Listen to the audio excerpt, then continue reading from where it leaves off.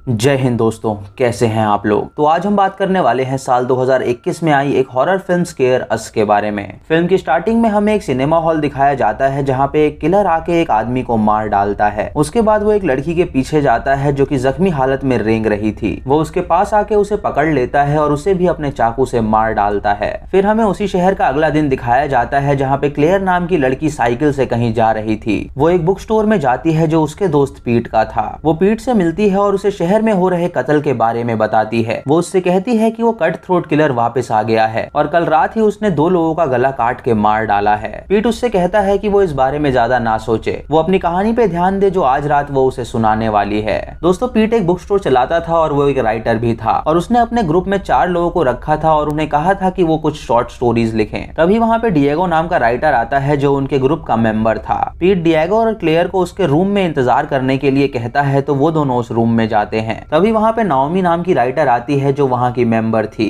पीट सबको बताता है कि अब सभी यहाँ पे आ चुके हैं तो क्यों ना वो अपनी कहानी सुनाना स्टार्ट करें। जब वो शुरुआत करने वाले होते हैं तो शॉप में कोई आ जाता है। पीट देखने के लिए जाता है कि वहाँ पे कौन है तो उसे पता चलता है कि वो एक टीनेजर लड़का मिकी है जो उनके ग्रुप में शामिल होने के लिए आया है। पीट उससे पूछता है कि उसे यहाँ किसने बुलाया है तो मिकी उससे कहता है कि क्लेयर ने उसे यहाँ बुलाया है और उसने आज के सेशन के लिए शॉर्ट स्टोरी भी लिखी है। पीट क्लेयर को डांटता है और उससे कहता है कि उसने इस बच्चे को यहाँ पे क्यों बुलाया तो क्लेयर उससे कहती है कि ये काफी अच्छा राइटर है तो वो उसे एक चांस जरूर दे। दोस्तों, क्लेयर और मिकी कट थ्रोट के बारे में इन्वेस्टिगेशन कर रहे होते हैं क्योंकि मिकी का पिता पुलिस में था और उसे केस के बारे में सब पता था। वो क्लेयर को बताता है कि कट थ्रोट ने कल रात 2 लोगों को मारा है जिनके नाम काइली और बेन थे। तभी पीट उन सबको कहता है कि अब उन्हें कहानी सुनाना स्टार्ट करना चाहिए। वो सबसे पहले नाओमी को कहानी सुनाने को कहता है तो नाओमी अपनी कहानी सुनाती है जिसका नाम होता है नाइट हॉल। इस कहानी में एक औरत होती है जो कि अपने रिलेशनशिप से परेशान थी। उसका पति उसे फोन करके कहता है कि माना उसने उसे चीट किया है लेकिन वही एक औरत है जिसे वो प्यार करता है। ये सुन के वो औरत फोन काट देती है और वहां से आगे बढ़ती है। दोस्तों, वो औरत एक स्टोर वेयर हाउस में थी जहां से वो अपना सामान वापस लेने आई थी। जब वो लिफ्ट में जाती है तो वहीं पे एक फादर आता है जो कि काफी अजीब सा बर्ताव कर रहा था और उसके पास एक बड़ा सा बक्सा था जिसके ऊपर काली पन्नी लगी हुई थी। वो औरत ये देख के हैरान हो जाती है और सोचने लगती है कि आखिर उस बक्से में क्या होगा। तभी वहां पे सिक्योरिटी गार्ड आके उनसे कहता है कि वो 10 मिनट में ये बिल्डिंग बंद करने वाले हैं तो वो लोग जल्दी यहाँ से निकल जाएं। वो औरत जब अपने स्टोर रूम के पास जाती है तो उसे कुछ अजीब सी आवाज आती है। जब वो उस आवाज के पीछे जाती है तो देखती है कि फादर वहाँ पे कुछ चैंटिंग्स कर रहा है। तभी फादर के मुंह से खून निकलने लगता है तो वो औरत उसके पास जाके उसकी मदद करना चाहती है। फादर उससे कहता है कि वो उससे दूर रहे, उसे मदद की जरूरत नहीं है।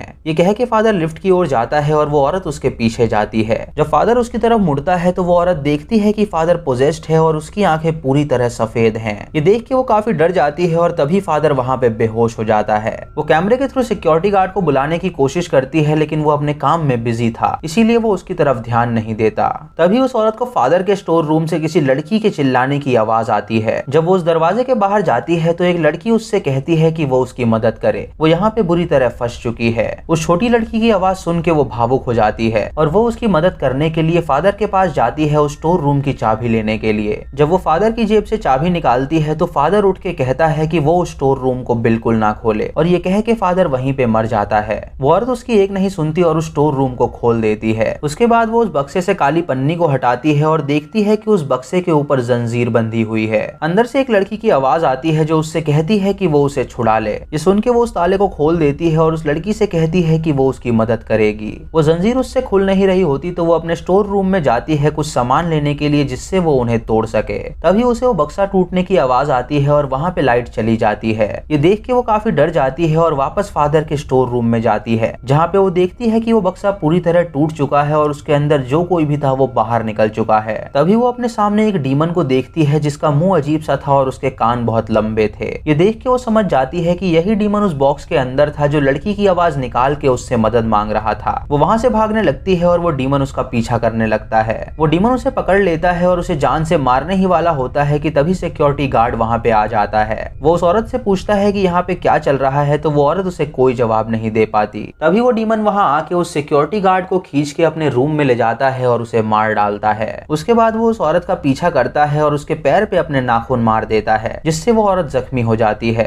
वो औरत वहां से भागने की कोशिश करती है लेकिन वो वहां से नहीं भाग पाती और वो डीमन उसके पास आके उसे मार डालता है। दोस्तों, नाओमी की कहानी यहीं पे खत्म होती है और सभी उसकी कहानी को काफी अप्रिशिएट करते हैं। उसके बाद पीट मिकी से कहता है उसकी कहानी सुनाने के लिए। तो मिकी अपनी कहानी की शुरुआत करता है जिसका नाम होता है अनटेथर्ड। दोस्तों इस कहानी में एक लड़का होता है जो कि एक रिचुअल सुसाइड की न्यूज देख रहा होता है और पुलिस को उस सुसाइड में कोई भी सबूत नहीं मिले थे। इस लड़के के पापा एक इंस्पेक्टर थे और वो उसी केस पे काम कर रहे थे। वो लड़का ये न्यूज देख के काफी डर जाता है तो वो अपनी बहन के पास जाके उसे ये बात बताता है। उसकी बहन उससे कहती है जब उनके पापा घर आएंगे तो वो उनसे पूछ सकता है। तभी वो देखता है कि उसकी माँ और उसके पिता घर आ गए हैं, लेकिन उसका पिता काफी अजीब से व्यवहार कर रहा है, मानो कि उस रिचुअल वाले केस से उस पे कुछ असर पड़ा हो। अगली सुबह वो लड़का अपने पिता को देखता है जो कि खिड़की से बाहर देख रहा था। वो अपनी माँ से पूछता है कि आखिर पापा को क्या हुआ है। तो उसकी माँ उससे कहती है कि वो एक केस पे काम कर रहे हैं जहाँ पे 3 फैमिलीज ने अपने आप को जान से मार दिया है, लेकिन उसका रीजन अभी तक नहीं मिल पाया है। इसी बात से उसके पिता काफी टेंशन में हैं और वो सोच नहीं पा रहे हैं कि आखिर उसका क्या रीजन हो सकता है।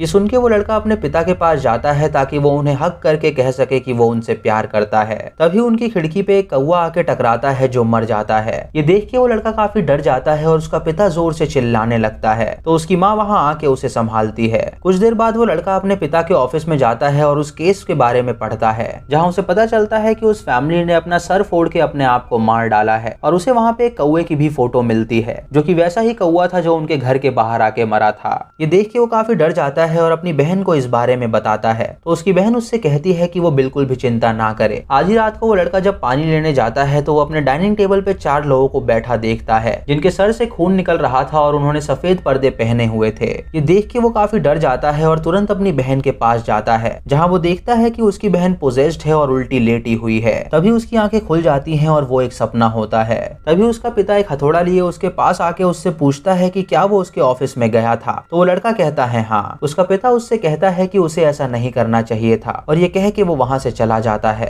रात को जब ये सभी डिनर कर रहे होते हैं तो इनके सर पे खून आने लगता है। तभी वो लड़का ऊपर देखता है और उसे दिखता है कि उन चारों के सामने 4 मरे हुए कौवे पड़े हैं। ये देख के वो काफी डर जाता है और उसके सर पे भी खून आने लगता है। तभी वो वहाँ पे अपने सपने वाले 4 लोगों को देखता है जिनके सर से खून आ रहा था और उन्होंने सफेद पर्दे पहने हुए थे। वो 4 आत्माएं उन चारों को पोजेस कर लेती हैं और वो सभी टेबल पे अपना सर मार के खुद को मार डालते हैं और उसके बाद हवा में लेविटेट करने लगते हैं और इसी के साथ माइकी की कहानी खत्म हो जाती है। यानी दोस्तों इस कहानी में डीमन ने उस फैमिली को भी पोजेस कर लिया था और उसे भी मार डाला था। सभी उसकी कहानी सुन के बहुत अप्रिशिएट करते हैं क्योंकि उसने काफी अच्छी कहानी लिखी थी। अब डिएगो की बारी आती है अपनी कहानी सुनाने के लिए। तो वो अपनी कहानी सुनाता है जिसका नाम होता है डेड रिंगर। ये कहानी एक आदमी की होती है जो कि दर दर भटक रहा था क्योंकि उसके पास कोई भी घर नहीं था। वो रास्ते में जाते हुए एक आदमी से लिफ्ट मांगता है और उससे कहता है कि वो उसे कहीं पे भी छोड़ दे। वो आदमी उसे एक पेट्रोल पंप के पास छोड़ता है जो कि काफी सुनसान जगह में था। जब वो बंदा उसके अंदर देखता है तो वहाँ पे कोई भी मौजूद नहीं होता, लेकिन वहाँ पे सिर्फ एक ही कार खड़ी थी। जब वो उस कार के पास जाता है तो उसे एक टूटा हुआ चश्मा मिलता है जिसे देख के वो सोचने लगता है कि आखिर यहाँ पे क्या हुआ होगा। तभी वो उस कार के पास जाता है और देखता है कि उस कार के नीचे उसकी चाबी पड़ी हुई है। वो उस गाड़ी में बैठ के वहाँ से जाने का सोचता है कि तभी उसे गाड़ी में एक तस्वीर मिलती है जो कि एक कपल की होती है जिनकी वो गाड़ी थी।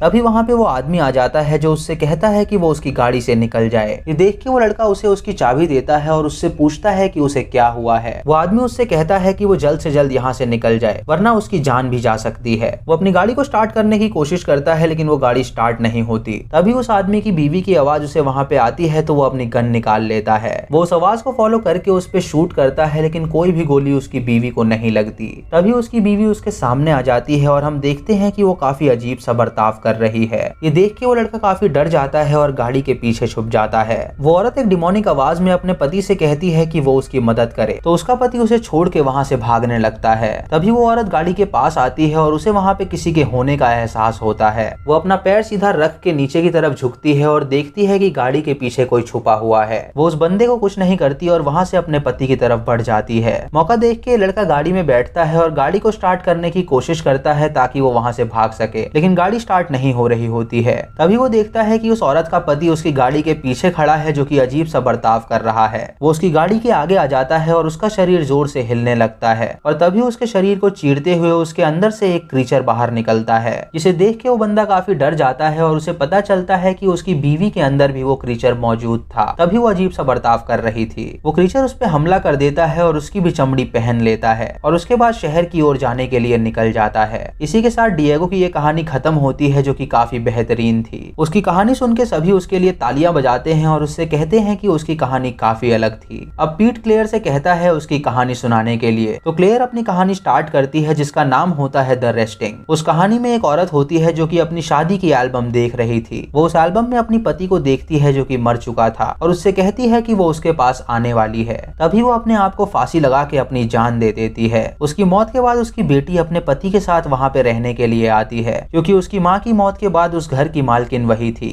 वो अपने पति से कहती है कि उसे पता नहीं है कि उसकी असली माँ कौन है। तभी उनके पास पड़ोस की एक औरत आती है जो उनके लिए एप्पल पाई लेकर आई थी। वो लड़की उस औरत से पूछती है कि क्या वो उसकी माँ को जानती थी। तो वो औरत उससे कहती है कि उसकी माँ काफी अच्छी थी पर उसकी लाइफ काफी कठिन रही थी जिसकी वजह से वो काफी उदास थी। वो औरत जब वहाँ से जाने लगती है तो वो लड़की उससे पूछती है कि क्या वो आज रात डिनर के लिए उनके घर आ सकती है। तो वो लेडी ये सुन के राजी हो जाती है। रात को वो लड़की अपनी माँ की एल्बम देखती है जहाँ पे उसे एक ग्रुप फोटो मिलती है जिसके अंदर उसकी माँ और उसके पिता मौजूद थे। वो अपने पति से पूछती है कि जो लेडी यहाँ पे आने वाली है क्या उन्हें उसका नाम पता है। तो उसका पति कहता है नहीं। ये सुन के वो लड़की काफी डर जाती है क्योंकि उन्हें ठीक से अपने मेहमान का नाम तक नहीं पता था। तभी वो बूढ़ी औरत वहाँ पे आती है जो कि अपने साथ एक वाइन लेकर आई थी। वो औरत उसे बताती है कि उसका नाम एस्टर है और वो उसकी माँ की अच्छी दोस्त थी। एस्टर उसके पति को खाना लाने के लिए भेजती है ताकि वो उस लड़की से अकेले में बात कर सके। वो लड़की एस्टर को वो ग्रुप फोटो दिखाती है और उससे पूछती है कि इसमें ये सब कौन है। एस्टर हंस के उससे कहती है कि वो सभी एक ग्रुप मेंबर्स थे जो कि एक साथ रहा करते थे। वो लड़की उससे पूछती है कि क्या उसकी माँ हेलन एक अच्छी औरत थी। तो वो लेडी उससे बताती है कि उसकी माँ का नाम हेलन नहीं बल्कि जूडिथ था। ये सुन के वो लड़की काफी हैरान हो जाती है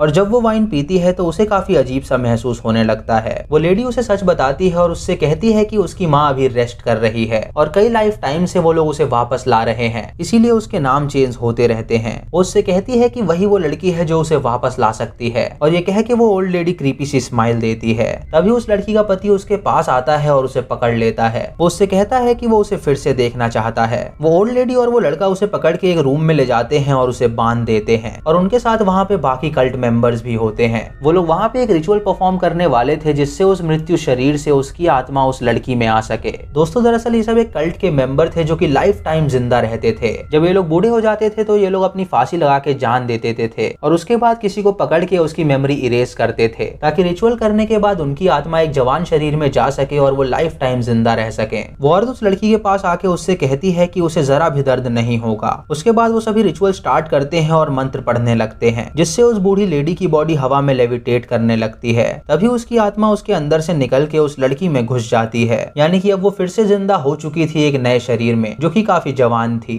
अगली सुबह हमें वो पति पत्नी दिखाए जाते हैं जो कि आराम से अपने सोफे पे बैठे होते हैं। यानी दोस्तों ये दोनों कपल ही लाइफ टाइम जी रहे थे, बस रिचुअल के जरिए इनके शरीर बदले जा रहे थे और इनकी आत्माएं बिल्कुल सेम थी। इसी के साथ क्लेयर अपनी ये कहानी खत्म करती है जो कि बहुत ज्यादा माइंड ब्लोइंग कहानी थी। वो सभी उसकी कहानी को अप्रिशिएट करते हैं जिससे क्लेयर को काफी अच्छा लगता है। तभी पीट उनसे कहता है कि उन सभी की कहानियां बहुत ही जबरदस्त थी लेकिन अभी एक कहानी बाकी है जो उसने उनके लिए लिखी है। ये सुन के वो लोग खुश हो जाते हैं क्योंकि पीट ने भी एक कहानी लिखी हुई थी। पीट ने उस कहानी का नाम रखा था आफ्टर आवर्स। पीट उस कहानी में एक सिनेमा हॉल की कहानी बताता है जहाँ पे दो लोग काम कर रहे थे और तभी वहाँ पे एक किलर आ जाता है जो एक लड़के का गला काट के उसे मार डालता है। ये देख के वो लड़की काफी डर जाती है और वहाँ से भागने लगती है लेकिन तभी वो किलर वहाँ पे आ जाता है और उसे भी मार डालता है। दोस्तों ये कहानी सुन के चारों लोग डर जाते हैं क्योंकि ये कहानी कट थ्रोट किलर की कहानी थी जिसने पिछली रात सिनेमा हॉल में ही कत्ल किए थे जैसा कि इस कहानी में लिखा गया था। ये सुन के वो सभी समझ जाते हैं कि कट थ्रोट कोई और नहीं बल्कि पीट ही है।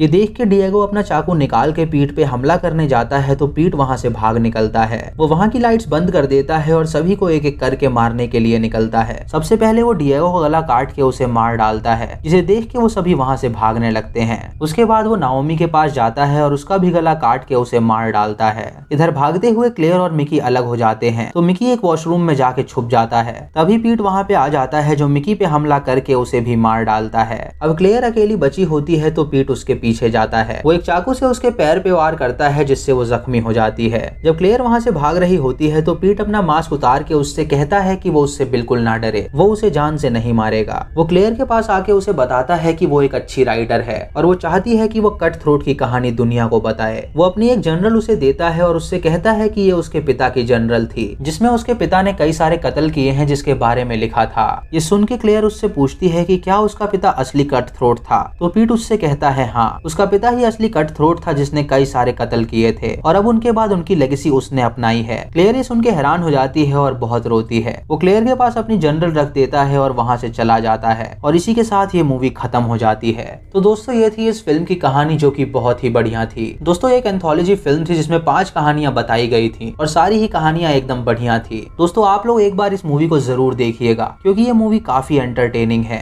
इस मूवी को हम अपने टेलीग्राम पे पोस्ट कर देंगे, तो वहां पे आप इसे डाउनलोड कर सकते हैं। लिंक आपको डिस्क्रिप्शन में मिल जाएगा। चैनल पे नए हैं तो इसे सब्सक्राइब करें और बेल आइकॉन दबाएं नोटिफिकेशंस के लिए। और दोस्तों लाइक और शेयर करना बिल्कुल मत भूलिएगा। तो मैं मिलता हूं आपको अगली वीडियो में, तब तक के लिए जय हिंद।